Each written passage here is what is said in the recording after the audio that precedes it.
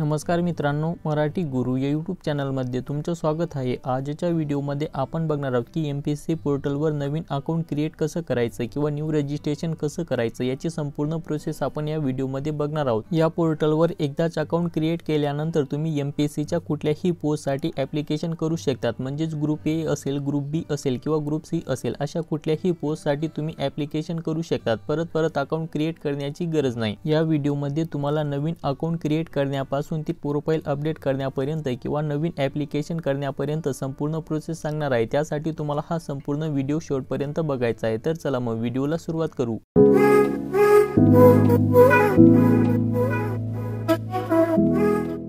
नवीन account create करण्यासाठी, application करण्यासाठी किंवा तुमची प्रोफाइल अपडेट करण्यासाठी mpsconline.gov.in या वेबसाईटवर यायचं। याची लिंक मी व्हिडिओच्या डिस्क्रिप्शन बॉक्समध्ये देऊन देईल। सिंपली तुम्ही तिथून क्लिक केल्यानंतर या पेजवरती याल। या वेबसाईटवर आल्यानंतर इथे तुम्हाला न्यू यूजर रजिस्ट्रेशन किंवा लॉगिन ऑप्शनवरती क्लिक करायचं आहे। लॉगिन ऑप्शनवरती क्लिक केल्यानंतर तुमचं या पोर्टलवर ऑलरेडी अकाउंट क्रिएट केलेलं असेल तर इथं तुमचा mobile number, email ID, password आणि हा कॅप्चा कोड इथं एंटर करून लॉगिन करू शकतात आणि तुम्ही कुठल्याही पोस्टसाठी ॲप्लिकेशन करू शकतात किंवा तुमची प्रोफाइल अपडेट करू शकतात। पण तुम्ही या पोर्टलवर पहिल्यांदा आले असतील किंवा इथं रजिस्ट्रेशन केलेलं नसेल तर आधी तुम्हाला रजिस्ट्रेशन करावं लागेल। रजिस्ट्रेशन करण्यासाठी इथं तुम्हाला क्रिएट अ न्यू अकाउंट ऑप्शनवरती क्लिक करायचं आहे। क्रिएट अ न्यू अकाउंट ऑप्शनवरती क्लिक केल्यानंतर इथे तुम्हाला रजिस्टर करायचं आहे। रजिस्ट्रेशन करण्यासाठी तुम्हाला तुमची ईमेल आयडी टाकायची आणि गेट OTP ऑप्शनवरती क्लिक करायचं आहे। त्यानंतर इथे तुम्हाला तुमचा मोबाईल नंबर टाकायचा आहे। मोबाईल नंबर टाकल्यानंतर गेट OTP ऑप्शनवरती क्लिक करायचं आहे। ईमेल आयडी आणि मोबाईल नंबर टाकून गेट OTP ऑप्शनवरती क्लिक केल्यानंतर तुमच्या ईमेल आयडी वर एक OTP येईल। तो OTP तुम्हाला इथं एंटर करायचा आहे आणि व्हेरीफाय OTP ऑप्शनवरती क्लिक करायचं आहे। तसेच तुमच्या मोबाईल नंबरवरही एक OTP आला असेल, तो OTP तुम्हाला इथं एंटर करायचा आहे आणि व्हेरीफाय OTP ऑप्शनवरती क्लिक करायचं आहे।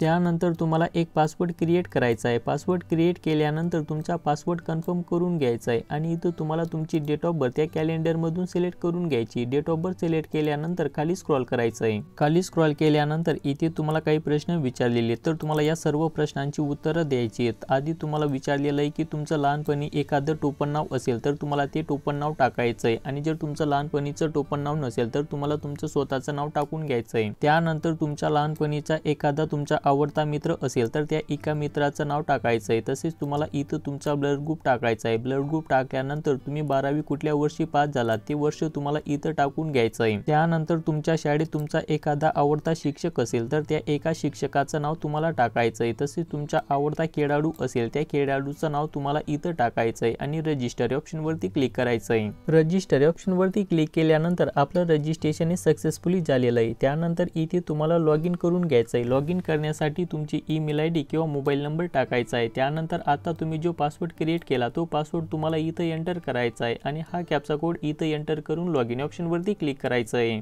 लॉगिन केल्यानंतर तुमच्या समोर असा इंटरफेस येईल तर आधी तुम्हाला तुमची प्रोफाइल कंप्लीट करायची। प्रोफाइल कंप्लीट करण्यासाठी प्रोफाइल क्रिएशन ऑप्शनवरती क्लिक करायचं आहे। प्रोफाइल क्रिएशन ऑप्शनवरती क्लिक केल्यानंतर तुमची प्रोफाइल तुम्हाला एकूण 6 स्टेपमध्ये कंप्लीट करायची आहे। तर आधी तुम्हाला तुमची पर्सनल इन्फॉर्मेशन फिल करायची आहे, तुमचा संपूर्ण ॲड्रेस फिल करायचा आहे, अदर इन्फॉर्मेशन फिल करायची, तुमची क्वालिफिकेशन डिटेल फिल करायची आहे। त्यानंतर तुम्हाला जर कुठे एक्सपिरियन्स असेल तर ते एक्सपिरियन्स इन्फॉर्मेशन तुम्हाला फिल करायची आणि शेवटी तुम्हाला तुमचा पासपोर्ट साइज फोटो आणि सिग्नेचर अपलोड करायची आहे। तर अशा 6 स्टेपमध्ये तुम्हाला ही तुमची संपूर्ण प्रोफाइल कंप्लीट करायची आहे। पर्सनल इन्फॉर्मेशन मध्ये आधी तुम्हाला तुमच्या आधार कार्डची डिटेल टाकायची आहे। तर तुमच्याकडे आधार कार्ड आहे का असेल तर येस ऑप्शनवरती क्लिक करायचं आहे आणि तो तुमचा आधार नंबर टाकायचा आहे। आधार नंबर टाकल्यानंतर तुमच्या आधार कार्डवर जसं नाव असेल तसं संपूर्ण नाव इंग्लिशमध्ये टाकायचं आहे। त्यानंतर तुमची पर्सनल डिटेल टाकायची। पर्सनल डिटेल मध्ये आधी तुम्हाला तुमचं सरनेम टाकायचं आहे। सरनेम मध्ये तुमचं आडनाव टाकायचं आहे। त्यानंतर फर्स्ट नेम टाकायचं आहे। फर्स्ट नेम मध्ये तुम्हाला तुमचं स्वतःचं नाव टाकायचं आहे आणि मिडल नेम टाकायचं आहे। मिडल नेम मध्ये तुम्हाला तुमच्या वडिलांचं नाव टाकायचं आहे। त्यानंतर तुमच्या 10वीच्या मार्कशीटवर जसं तुमचं नाव असेल तसं संपूर्ण नाव इंग्लिशमध्ये न चुकता टाकायचं। इंग्लिशमध्ये टाकल्यानंतर देवनागरी लिपीमध्ये किंवा मराठीमध्ये टाकायचं। इंग्लिशमध्ये टाईप केल्यानंतर ते ऑटोमॅटिकली मराठीमध्ये ट्रान्सफर होऊन जाईल। तुमचं आईचं नाव टाकायचं आहे। आईचं नाव टाकल्यानंतर तुमची डेट ऑफ बर्थ ऑटोमॅटिकली आलेली। रजिस्ट्रेशन करताना तुम्ही फिल केलेली होती म्हणून ती इथं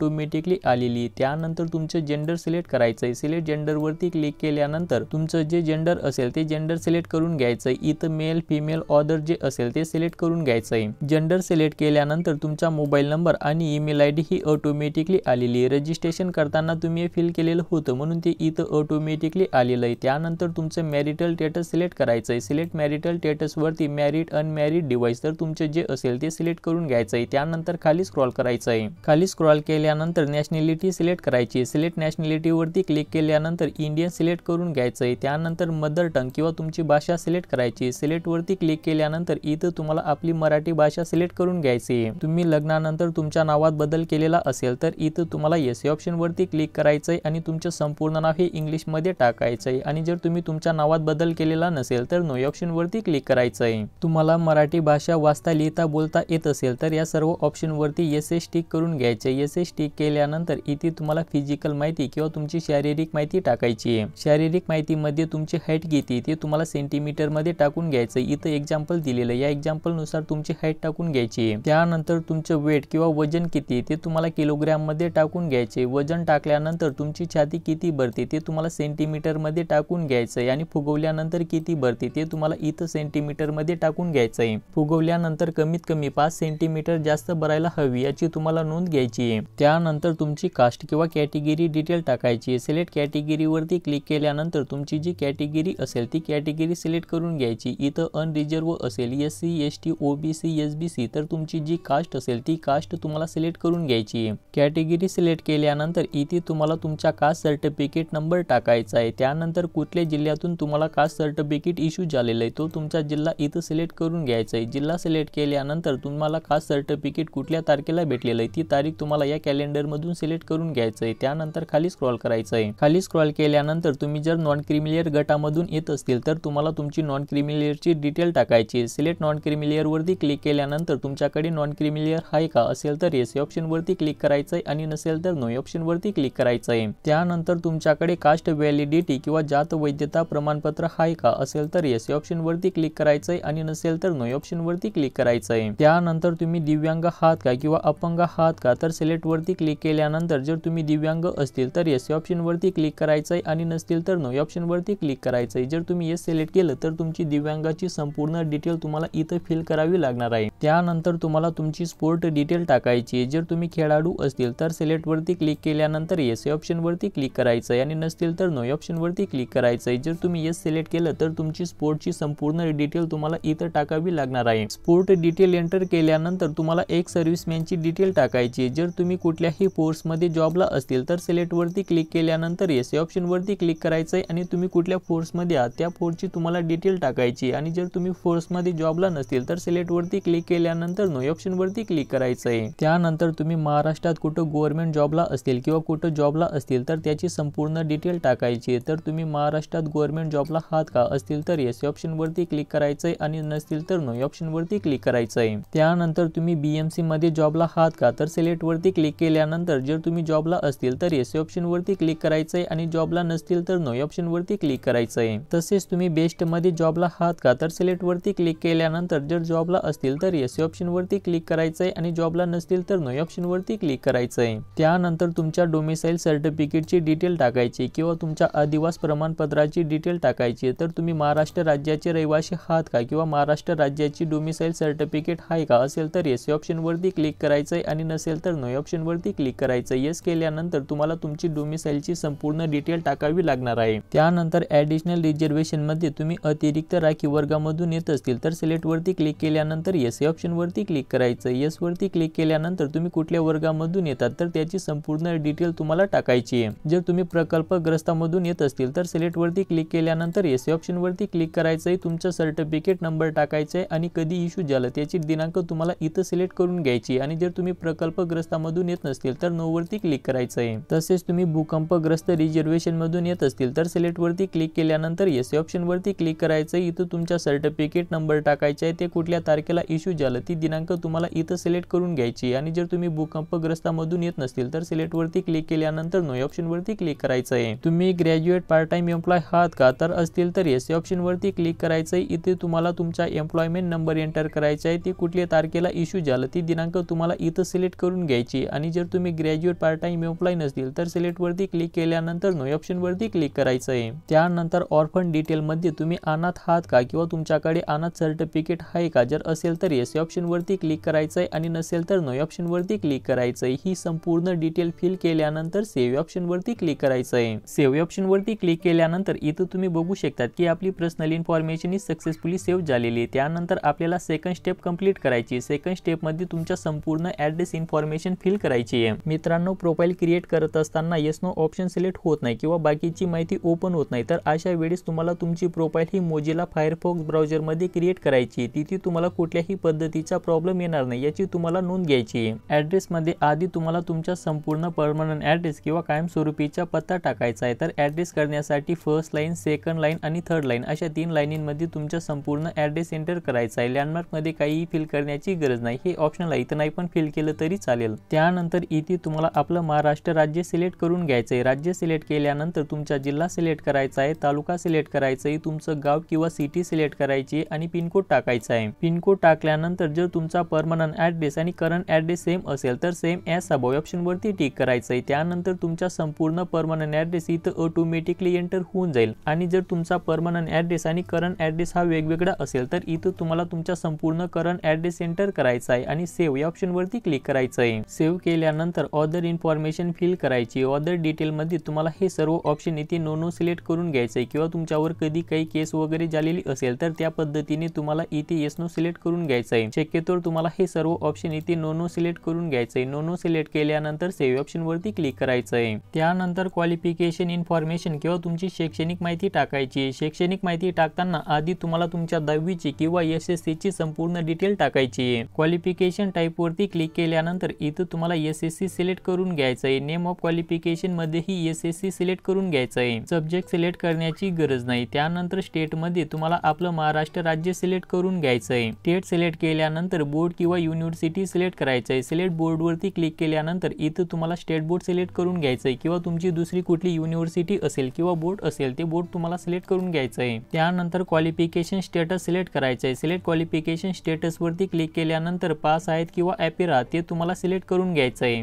10वी कधी पास झाला ती दिनांक तुम्हाला इथं सिलेक्ट करून घ्यायची आहे। तर ही दिनांक तुमच्या 10वीच्या मार्कशीटवर भेटून जाईल, तिथून तुम्हाला ही दिनांक या कॅलेंडर मधून सिलेक्ट करून घ्यायची आहे। त्यानंतर 10वी तुम्ही किती अटेम्प्ट मध्ये पास झाला ते अटेम्प्ट तुम्हाला टाकायचं आहे। फर्स्ट अटेम्प्ट, सेकंड असेल तर अशा पद्धतीने तुम्हाला तुमचे अटेम्प्ट टाकून घ्यायचे आहे। त्यानंतर तुम्हाला 10वीला किती टक्के होते ते टक्के इथं टाकायचे आहेत। नंबर ऑफ अकॅडमिक मंथ मध्ये तुम्ही 10वी किती महिन्यात पूर्ण केली ते महिने तुम्हाला इथं टाकून घ्यायचं आहे। त्यानंतर क्लास किंवा ग्रेड सिलेक्ट करून घ्यायचं आहे। सिलेक्ट क्लास वरती क्लिक केल्यानंतर फर्स्ट क्लास, सेकंड क्लास किंवा तुमचे जे असेल ते तुम्हाला सिलेक्ट करून घ्यायचं आहे। त्यानंतर मूड सिलेक्ट करायचा आहे। सिलेक्ट मूड वरती क्लिक केल्यानंतर इथं डेस्टिनेशन किंवा रेग्युलर ते तुम्हाला सिलेक्ट करून घ्यायचं आहे। कंपल्सरी सब्जेक्ट आणि ऑप्शनल सब्जेक्ट एंटर करण्याची गरज नाही, हे ऑप्शनल आहे, इथं नाही पण फिल केलं तरी चालेल। त्यानंतर ऍड ऑप्शन वरती क्लिक करायचं आहे। ऍड केल्यानंतर इथं तुम्ही बघू शकतात की आपली 10वीची संपूर्ण डिटेल इथं सक्सेसफुली ऍड झालेली। जर तुम्हाला या माहितीत बदल करायचा असेल तर एडिट ऑप्शन वरती क्लिक करून तुम्ही या माहितीत बदल करू शकता किंवा ही माहिती तुम्हाला इथून डिलीट करायची असेल तर डिलीट ऑप्शन वरती क्लिक करून तुम्ही ही माहिती डिलीट करू शकतात आणि नवीन माहिती ऍड करू शकतात। 10वीची डिटेल ऍड केल्यानंतर ज्या पद्धतीने आपण 10वीची डिटेल ऍड केली त्या पद्धतीने तुम्हाला इथं 12वीची किंवा HSC ची संपूर्ण डिटेल ऍड करून घ्यायची। HSC ची डिटेल ऍड केल्यानंतर तुमच्या ग्रॅज्युएशनची संपूर्ण डिटेल ऍड करून घ्यायची आहे। तसेच तुमचं जे क्वालिफिकेशन एज्युकेशन झालेलं असेल ते क्वालिफिकेशन तुम्हाला ऍड करून घ्यायची। ही संपूर्ण डिटेल ऍड केल्यानंतर सेव्ह ऑप्शन वरती क्लिक करायचं आहे। क्वालिफिकेशन इन्फॉर्मेशन सेव्ह केल्यानंतर जर तुम्ही कुठं जॉबला असतील किंवा तुम्हाला जॉबचा एक्सपिरियन्स असेल तर त्याची इन्फॉर्मेशन तुम्हाला फिल करायची आहे। जर तुम्हाला जॉबचा एक्सपिरियन्स असेल किंवा जॉबला असतील तर येस ऑप्शन वरती टिक करायचं आहे। त्यानंतर तुमच्या जॉबची संपूर्ण डिटेल तुम्हाला इथं फिल करायची आणि जर तुम्ही जॉबला नसतील किंवा तुम्हाला एक्सपिरियन्स नसेल तर नो ऑप्शन वरती टिक करायचं आहे आणि सेव्ह ऑप्शन वरती क्लिक करायचं आहे। त्यानंतर तुमचा फोटो आणि सिग्नेचर अपलोड करायची। फोटो आणि सिग्नेचर अपलोड करण्याच्या फॉर्मॅट इथं तुम्ही बघू शकतात। फोटो आणि सिग्नेचर तुम्हाला 50 KB च्या आतमध्ये अपलोड करायची। फोटो अपलोड करताना त्याची रुंदी 125 ते 130 पिक्सल मध्ये अपलोड करायची आणि फोटोची हाईट 150 ते 170 पिक्सल मध्ये अपलोड करायची। सिग्नेचर अपलोड करताना सिग्नेचरची रुंदी 125 ते 130 पिक्सल मध्ये अपलोड करायची आणि त्याची हाईट 50 ते 60 पिक्सल मध्ये अपलोड करायची।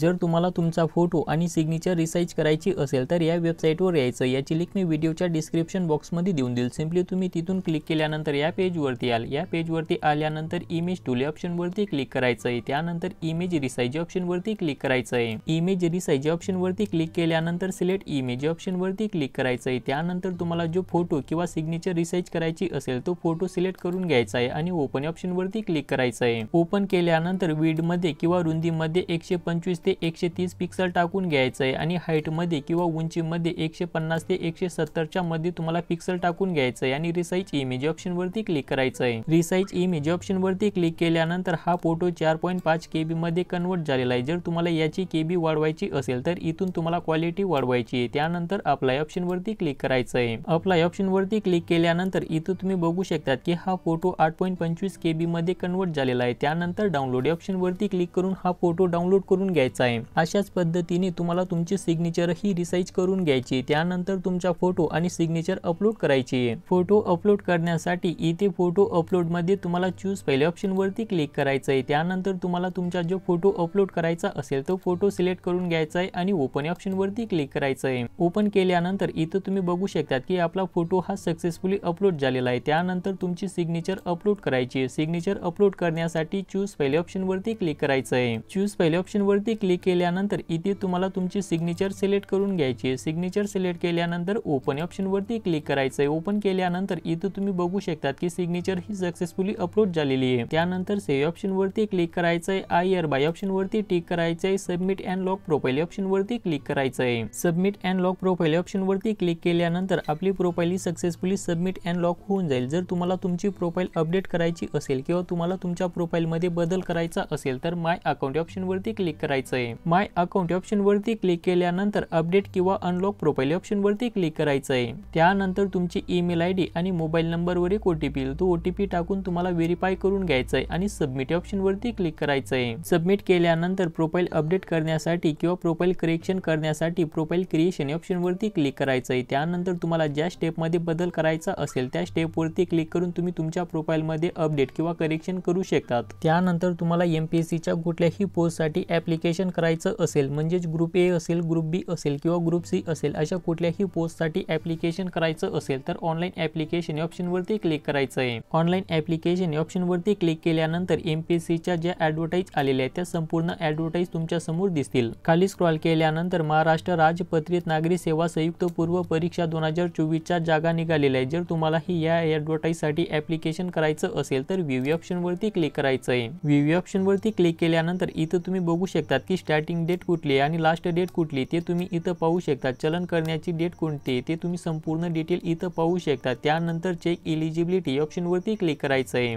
चेक एलिजिबिलिटी ऑप्शन वरती क्लिक केल्यानंतर तुम्ही MPSC च्या ज्या पोस्ट साठी पात्र असतील त्या पोस्ट तुमच्या समोर ग्रीन मध्ये दिसतील आणि तुम्ही ज्या पोस्ट साठी पात्र नसतील त्या तुम्हाला रेड मध्ये दिसतील। तर अशा पद्धतीने तुम्ही ज्या पोस्ट साठी पात्र आहात ते तुम्हाला इथं बघून घ्यायचं आहे आणि इथं तुम्हाला तुमच्या पोस्ट नुसार इथं प्रेफरन्स देऊन द्यायचा आहे। पोस्ट प्रेफरन्स दिल्यानंतर अप्लाय ऑप्शन वरती क्लिक करायचं आहे। अप्लाय केल्यानंतर तुमचं ऍप्लिकेशन सक्सेसफुली सबमिट होऊन जाईल। त्यानंतर पेमेंट करून घ्यायचं आहे। तर अशा पद्धतीने तुम्ही MPSC पोर्टलवर नवीन रजिस्ट्रेशन करू शकता, तुमच्या प्रोफाइल मध्ये करेक्शन किंवा अपडेट करू शकतात किंवा ऍप्लिकेशन करू शकतात। जर तुम्हाला रजिस्ट्रेशन करताना, ऍप्लिकेशन करताना किंवा तुमच्या प्रोफाइल मध्ये अपडेट किंवा करेक्शन करताना काही प्रॉब्लेम येत असेल तर कमेंट करायची आणि व्हिडिओ आवडल्यास तुमच्या मित्रांमध्ये शेअर करायचा आहे।